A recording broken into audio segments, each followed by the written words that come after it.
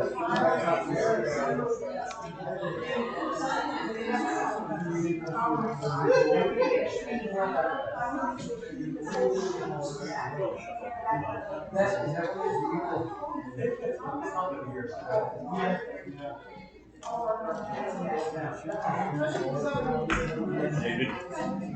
we're going to ring the bell now. Very good. We're good to go.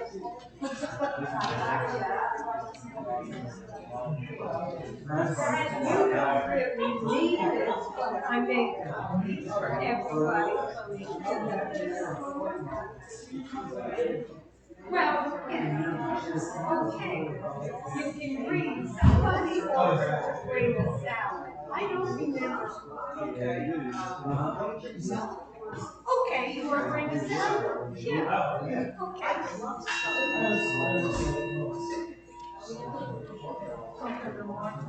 Please be seated now. Our service is about to begin. We ask that you please silence your cell phones.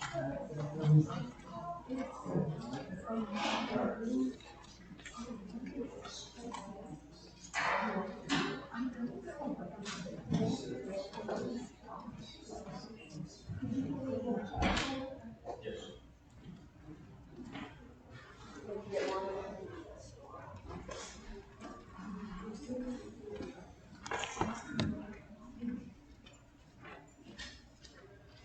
Good morning.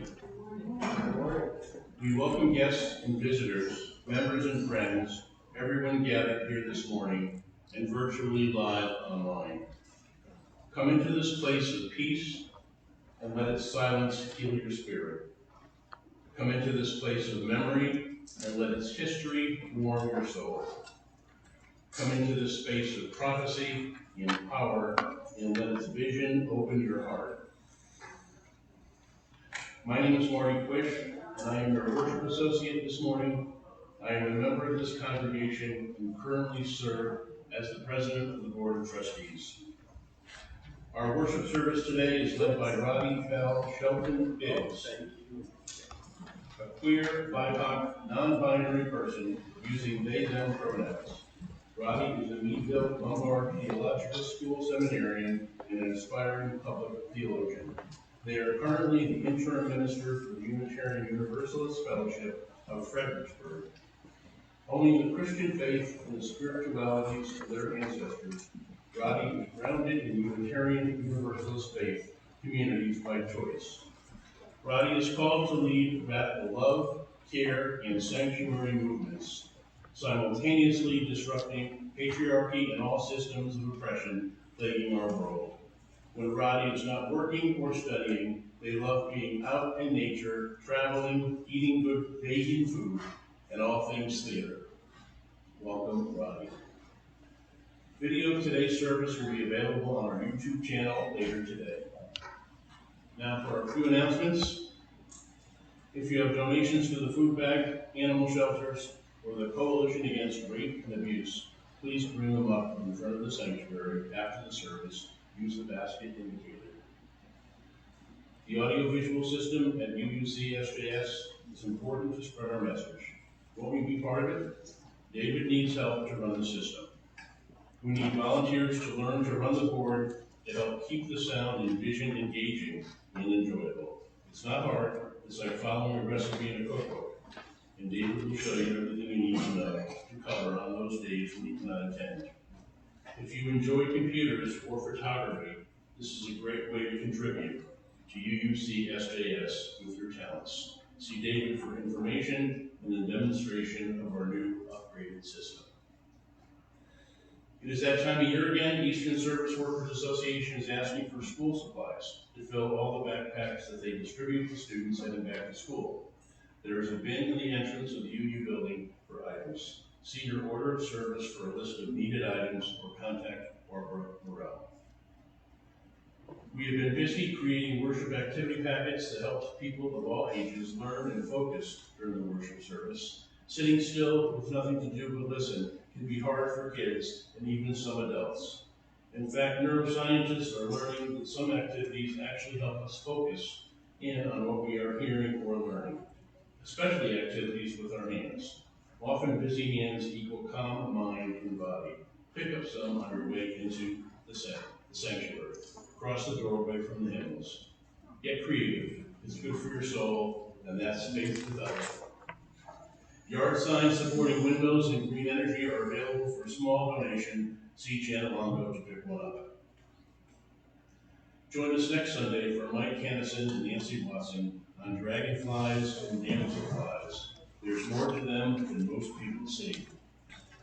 Nancy and Mike are avid wildlife enthusiasts and photographers. They met at the 2007 Rio Grande Valley Birding Festival in Arlington, Texas. Since then, they've expanded their interest to include butterflies and for the past decade, dragonflies. Both share their records with multiple citizen science projects. In 2019, Mike was appointed to serve as the New Jersey editor for the Dragonfly Society of the Americas Regional Diversity Project.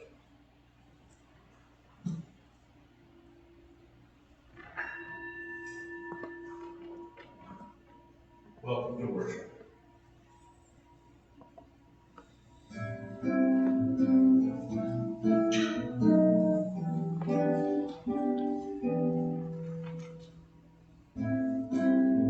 May your life be as a song resounding with the dawn.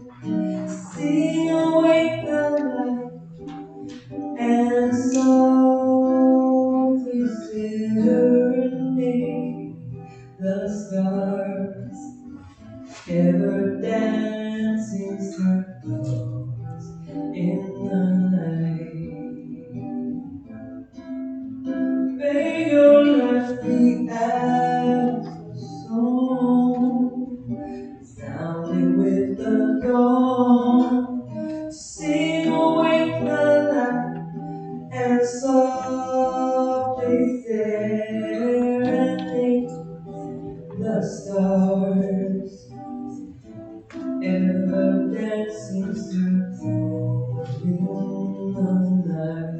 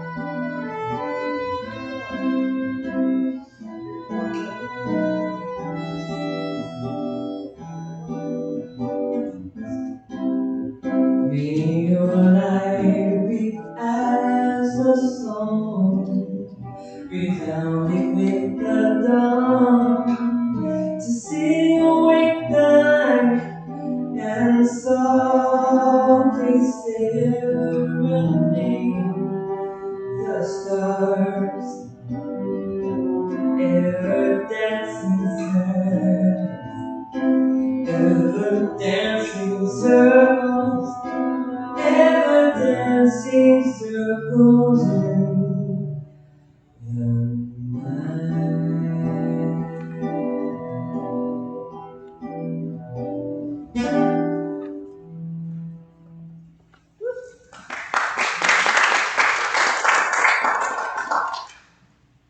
Good morning, dear ones. It is so great to be here with you virtually this morning.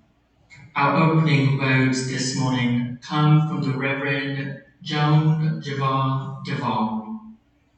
Tired, in this spirit of searching, Joan writes, out of the depths of the unknown, the spark of life ignites, and we are born into a world, a universe not of our own making. Our lives unfold in mystery and wonder and questions, around those that there are no definite answers, and we gather in community to seek one another's assurance and recognition of compassion and strength.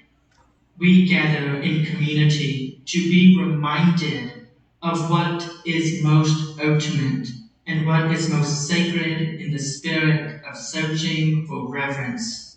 Come, let us worship together this morning.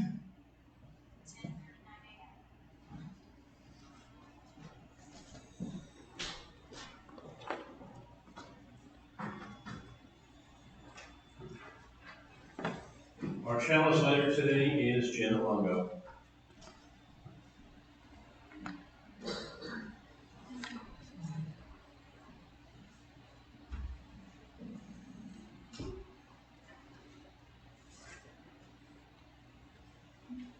Please join me in reading the chalice lighting words in your order of service.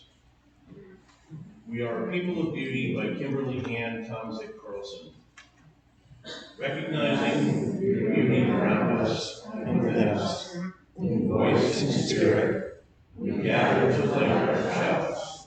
May we savor the beauty of our abundance and diversity, always cherishing one another and our earth.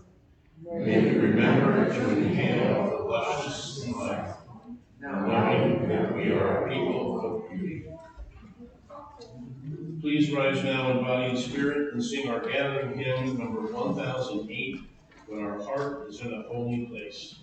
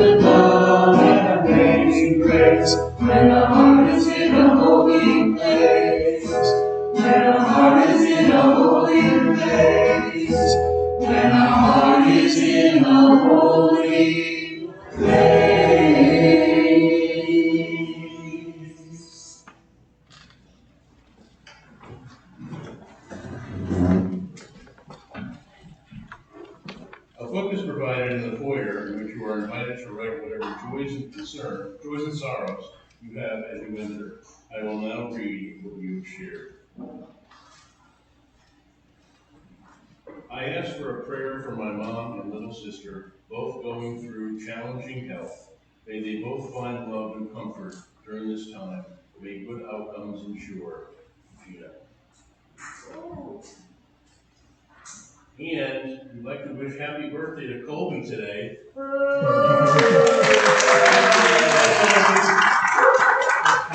also like to thank Colby for everything she does for us. She does a million things for us. Happy birthday.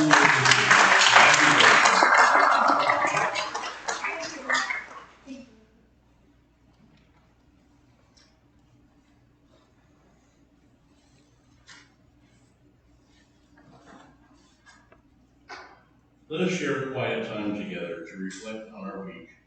During the musical interlude, you may come forward and place a pebble in the water to acknowledge a personal joy or sorrow.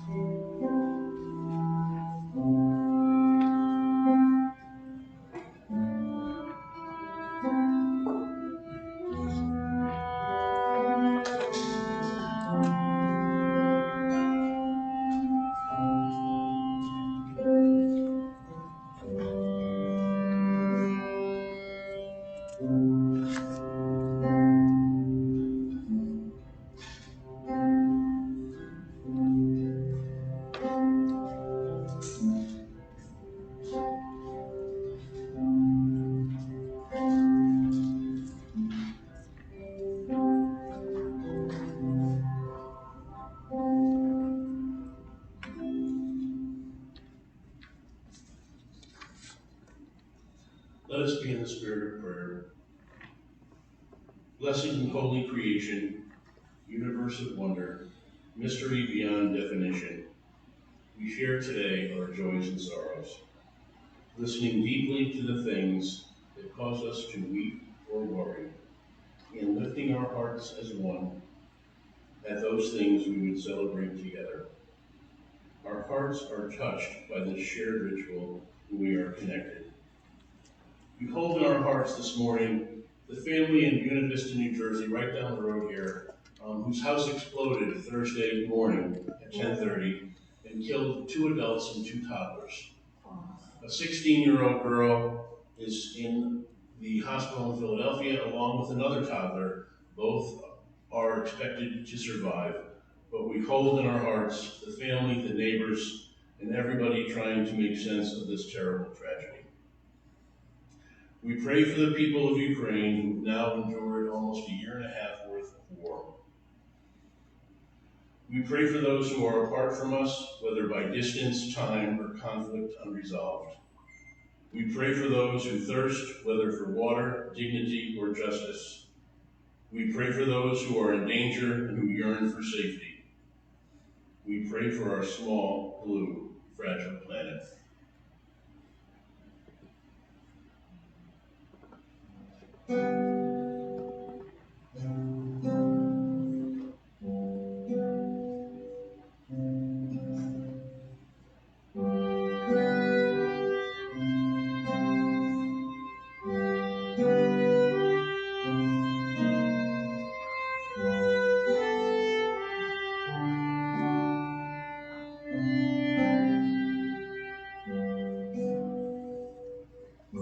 Still and small, deep inside all, I hear you call, singing in dark and rain, sorrow and pain, still I remain.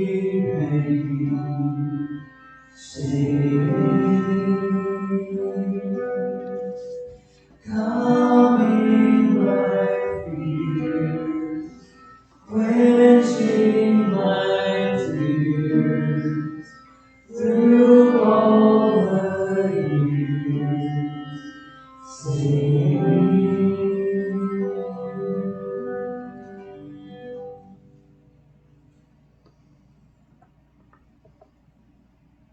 We will now take a moment to give and receive the morning offering. In a moment, the ushers will come forward to pass the offertory baskets among those who are in attendance. If this is your first time visiting us today, you may let the basket pass, as your presence is gift enough. You can also text a donation to 609-293-4495, or for those who are participating online, please visit uucsjs.org and click on the yellow donate button for ways to donate. Each week we see a small and sometimes great miracle happen as people open their hearts and share their resources with this community of spiritual growth. No matter how you support us, we appreciate you and your generous heart.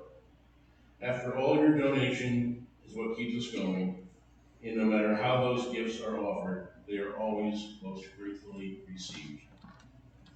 The ushers will now accept this morning's offering.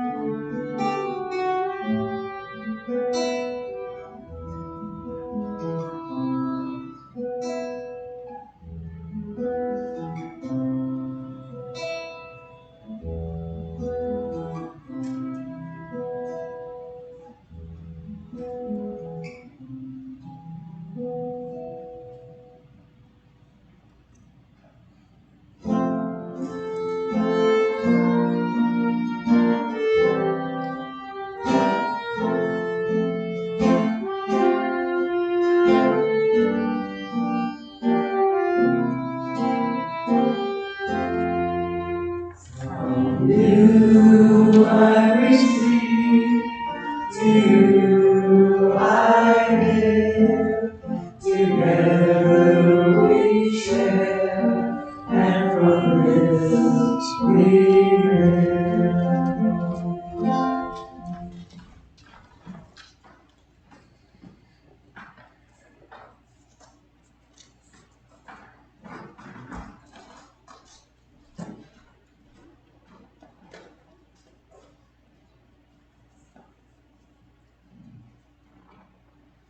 So, I want to share a story with you this morning. It's a story that has been told over and over again in so many different ways by so many different people. It's a story about a young person named Zora and a small village in Transylvania and a light, a lamp that was in every corner. This story has been written down time and time again, and this version is an adaptation of the one by K. Grishman. So our story goes a little something like this. Many years ago, in the land of Transylvania, in a mountain valley, water quickly rushed through the valley. The shadows of great beeches and trees were there as well. And there was a small village with small wooden houses with dark shingled roofs. The people in the village were Unitarians, and they wanted a church of their own, a church to sit on the hillside above them.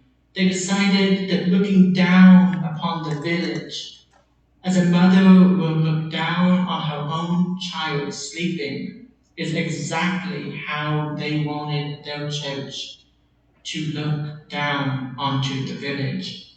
So the people of the village labored.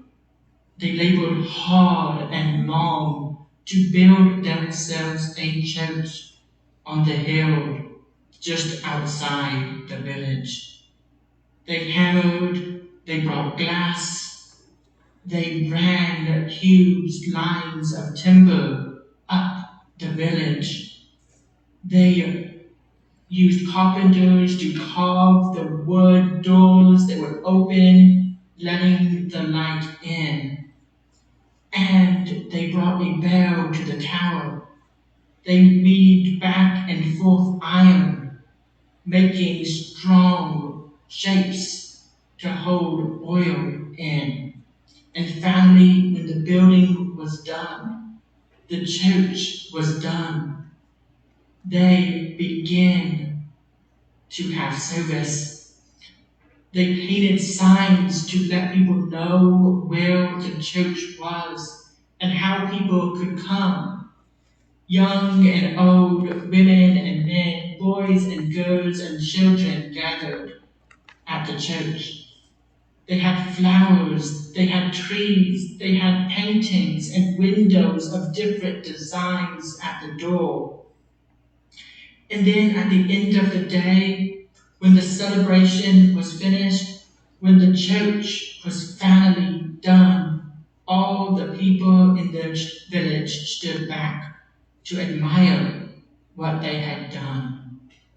"We will now eat," announces an elder, as huge tables and mounds of food are brought out, and an altar for the hungry is made. A day's work is done, and later tonight we will come back to pray, says the elder. So the people in the village went down the hillside to their homes, had their supper, all except one little girl named Zora and her father, who stayed behind. They had brought their own bread, their own cheese, their own drink, and ate their food slowly, sitting on the grassy hillside by the church, admiring what they had done. After they had eaten, they went back inside, opening those carved wooden doors to look at what they had done. And Zora said, "Oh, look, Father," running from picture to picture, her footsteps echoing on the stone floors.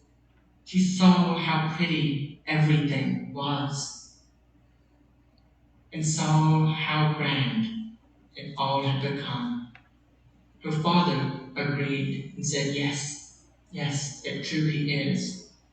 "But Father," she said suddenly, "we're not finished."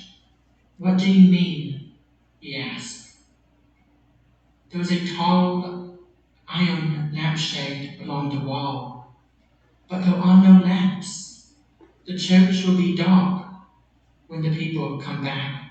How will they find their way? She asked. How will they know how to come up the hillside safely? When the sun goes behind the mountains and disappears and night comes over the valley, in the growing darkness they may lose their way. So we shall carry a lamp for them. We shall make a lamp in every corner of the space, and each family should be invited to bring their own lamp up. That way they know the way. That's very wise, Zola. Why don't we go and tell the villagers to bring a lamp, and we'll make sure to put a lamp in every corner, and one right here in the center. So, beloveds, every year, every Sunday, that Unitarian Church in Transylvania lights a lamp, a chalice, and tradition continues on. Beloved, settle your mind and body and arrive. Maybe you close your eyes if that feels right and safe in your body, and if not, that's okay. Maybe you focus on that flame, that lamp, and hear a voice, hear these questions. Why did you first come to a Unitarian Universalist place of worship and community? What were you seeking? Were you seeking love, healing, connection? Were you seeking a place to be yourself, to bring your whole and authentic, hurting, beautiful self? What did you find when you arrived? Did you find a smiling face, a warm welcome? Did you find space for healing? Did you find a place to remember your worth?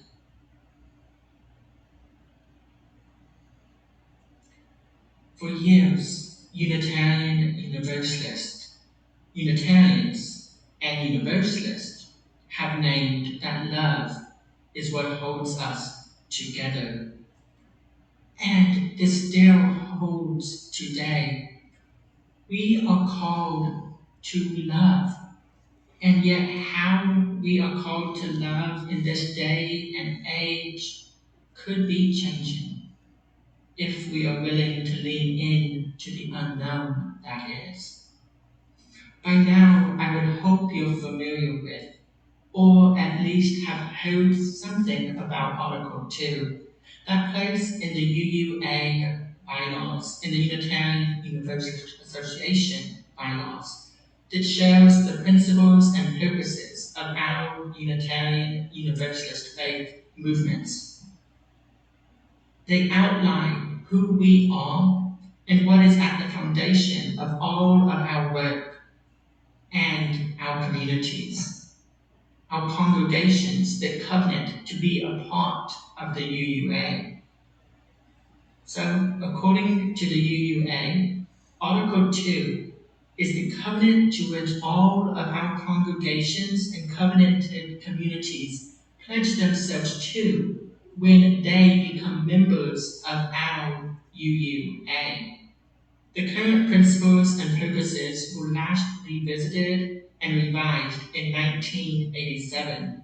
At General Assembly in 2017, there was discussion around amending the principles and adding an 8 to address anti-racism, and to amend the language of the first principle, addressing non-human life.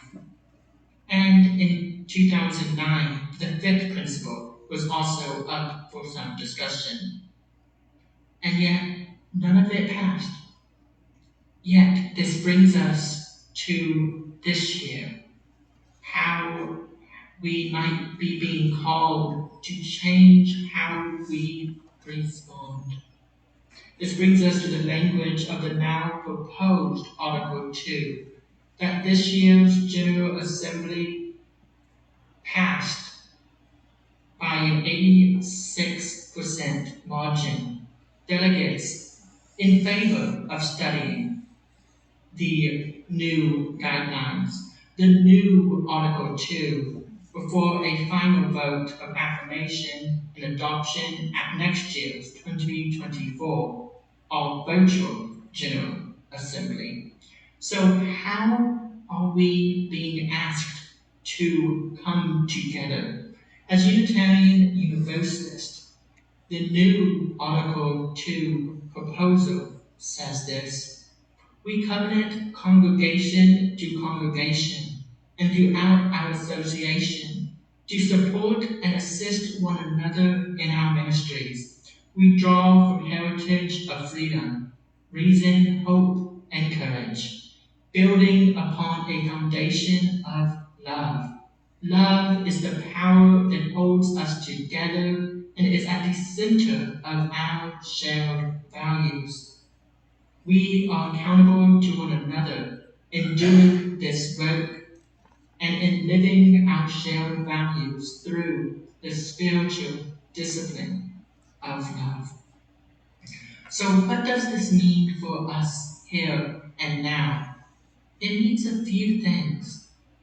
And there is a quote by Trent Shelton, an American footballer and wide receiver, that names that broken thing we keep trying to put back together is keeping our life from that beautiful thing that is waiting to be built. Don't get me wrong. I'm not saying that our faith and our communities are broken. Not entirely, at least. There are so many beautiful parts of both. Just like there are so many beautiful parts of the church that sits on the hill of Transylvania. What I'm saying is that there is space for more. There is space for more nurturing, more growth. There is space for inviting change and embracing the community in new ways that will seek to transform the world around us. There is space for opening the doors wider, to moving back for a moment and asking who was at the table when all of this came into being, and who wasn't there, whose voice never got a say. So, we all arrived at a UU congregation, a UU place of worship. Maybe we had a lamp guiding our way, and maybe we didn't. So I think back, why did I come to a UU church? How did I get there? What had happened in my life prior that led me to Unitarian Universalism? Well, the truth is, few people in our movement have grown up Unitarian Universalist at this point. Yes, there are some, but we are a chosen faith. Many more come to us, find us when they need us. So, what was I thinking? Well, I had left the Presbyterian Church after coming out. I didn't know where my spiritual community was. I was 13 and wandering in the night without a lamp to guide me. So I left religion, wanted nothing to do with it, swore it all off. And what I found along the way were people who cared, people who understood pain and suffering, who asked the right questions, People who didn't question aspects I was used to people questioning. And I found an answer to the call of love. So that brings me to 2017. An election had just happened. I don't need to say any more. But after that election, I found myself at a UU church in East Tennessee, Tennessee Valley UU, on January 1st, 2017. And I was home. I fell in love with the church. I fell back in love with the church. I knew what it meant to be a member of community. Unitarian Universalism helped me reconnect with what community, with what love, and the love of my Christian God, the love of the Spirit of life meant.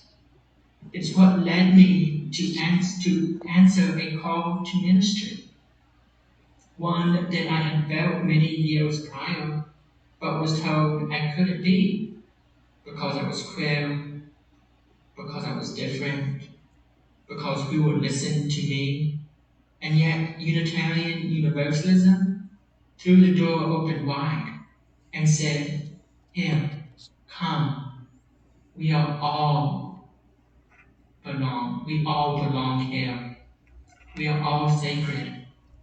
We all have worth, we all have dignity, we all have something to share.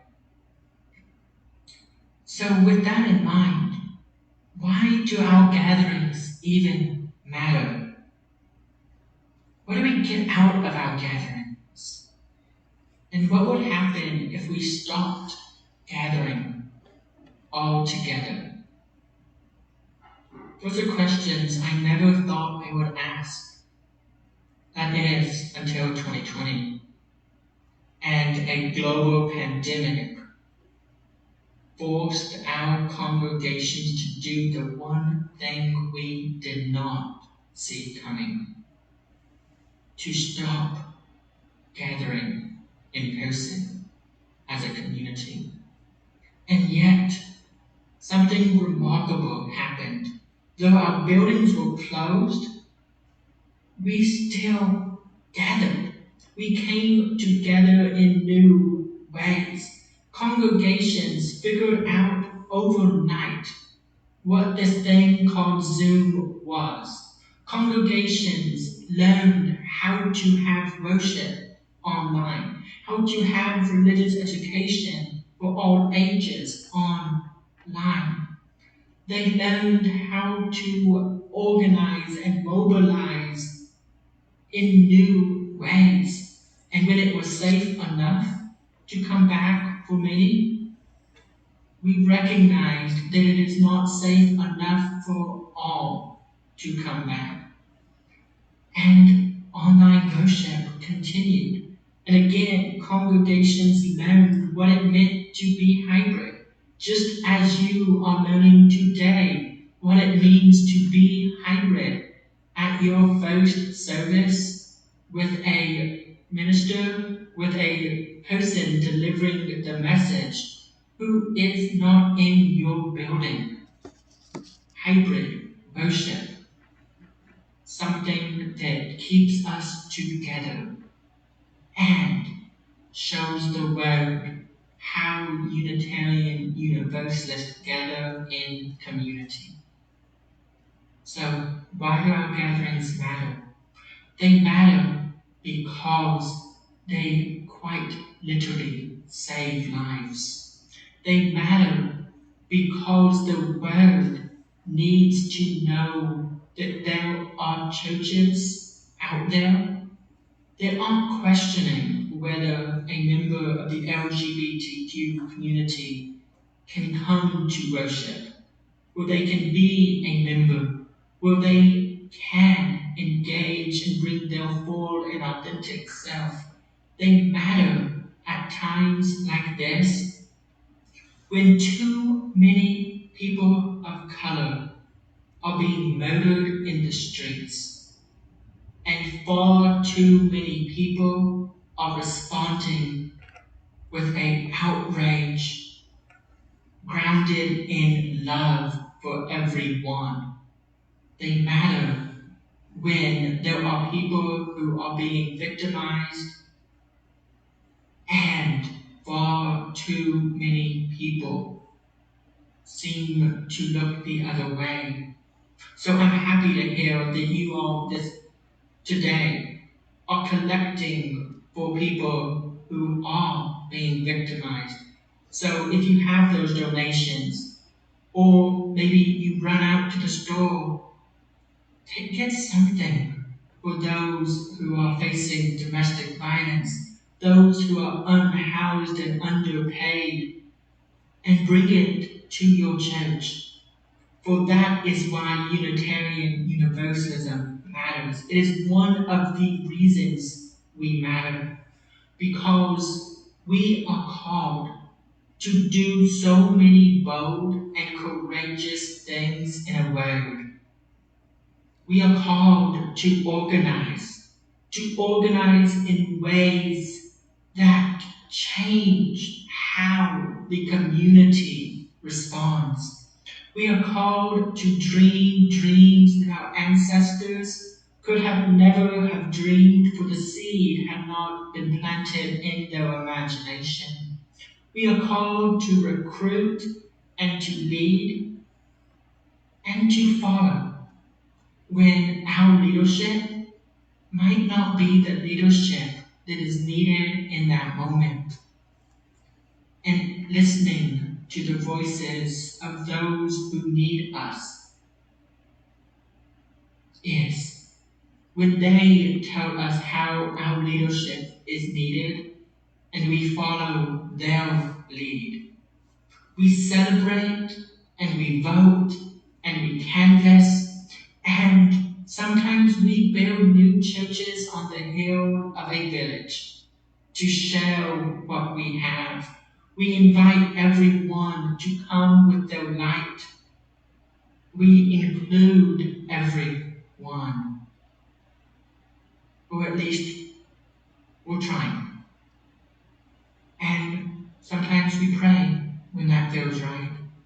And we know what it means to resist and to defund and to imagine. We're learning what it means to fundraise and to transform and to collaborate. Collaborating. We're good at it with Unitarian Universalists. What would it look like to collaborate with the church next door? The one that is telling LGBTQ people they don't matter. What would it look like to find a common space?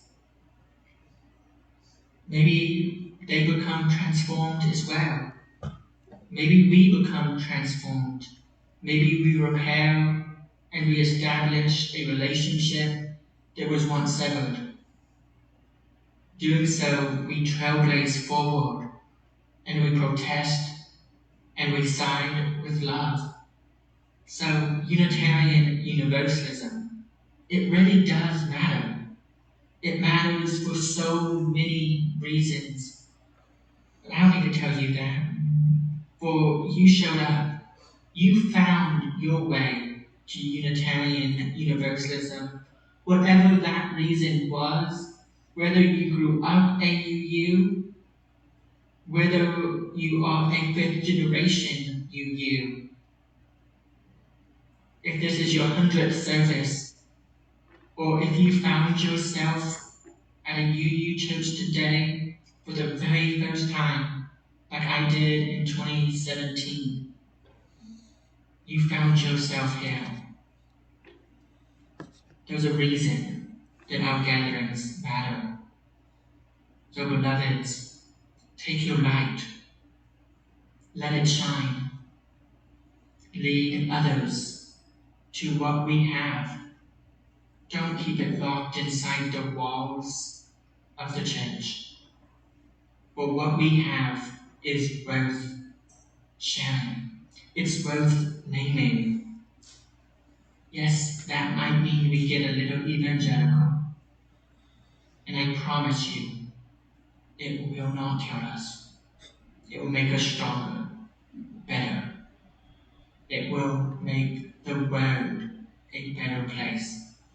So go forth with your light, with your love, with your courage, with your authentic, brave, holy, scarred, and beautiful self, and lead others to us. May it be so. Ashe, and blessed be.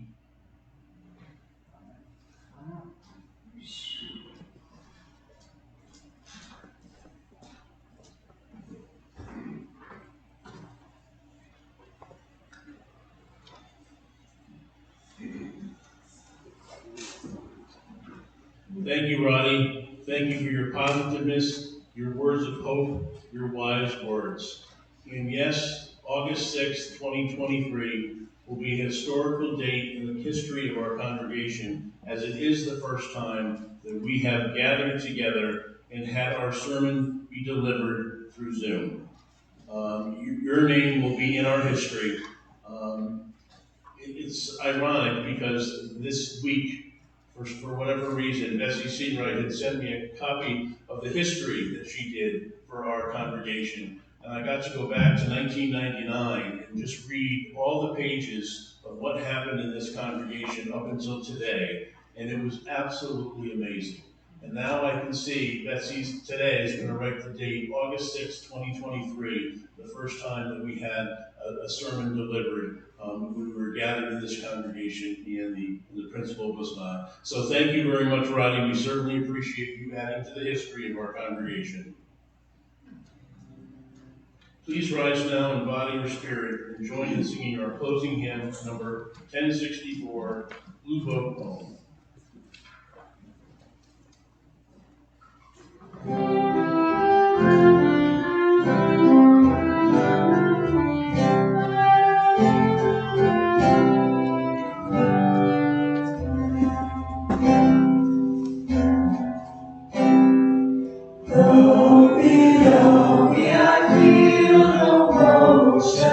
Standing on these mountains and plains, far away from the rolling ocean, still my drive and heart can say, I've been sailing all my life now, never harder or more have I known. Why do the verses the ocean I travel, and the earth is my blue boat home.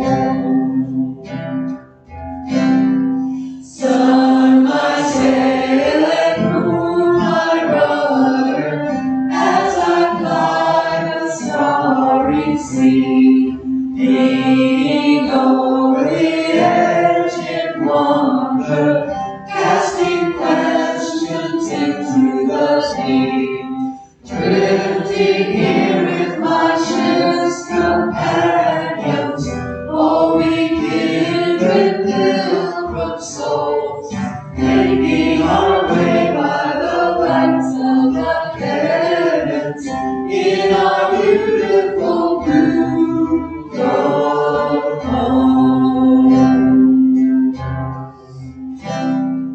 I give thanks to the waves upholding me, hail the great winds urging me on, bring the infinite sea before me, sing the sky my sailor's song. I was born upon the fathoms, never harder or more have I known.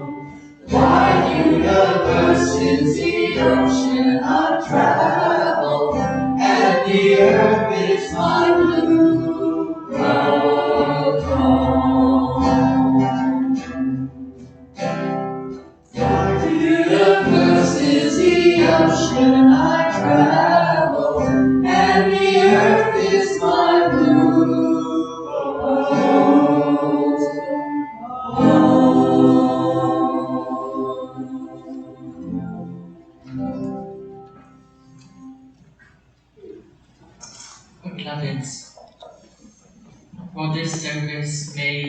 be over.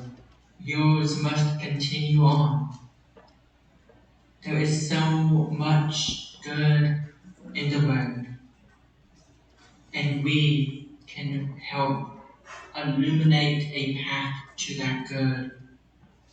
So join me, dear ones, in sharing the words of our chalice extinguishing. We extinguish this flame, but not the light of truth, or the warmth of community, or the fire of commitment. These will carry in our hearts until we are together again. Go in peace, go in love, until we are together again.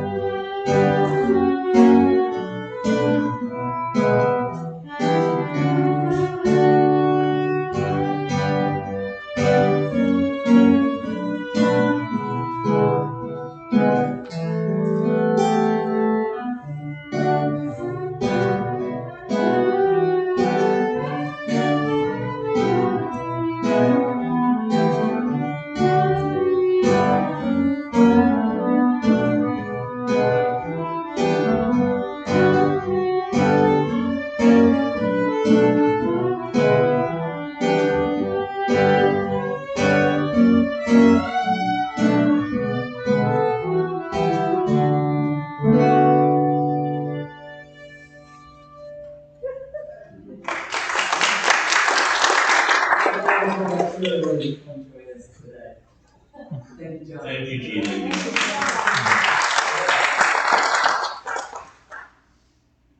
We warmly welcome all of you who are visiting us today.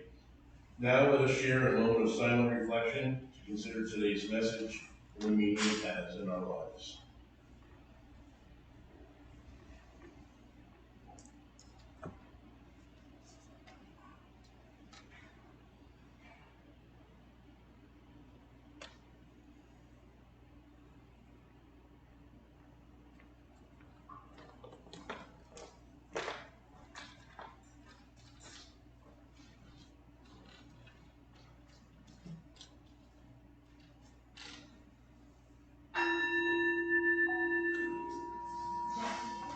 I like your outfit today. You're so beautiful.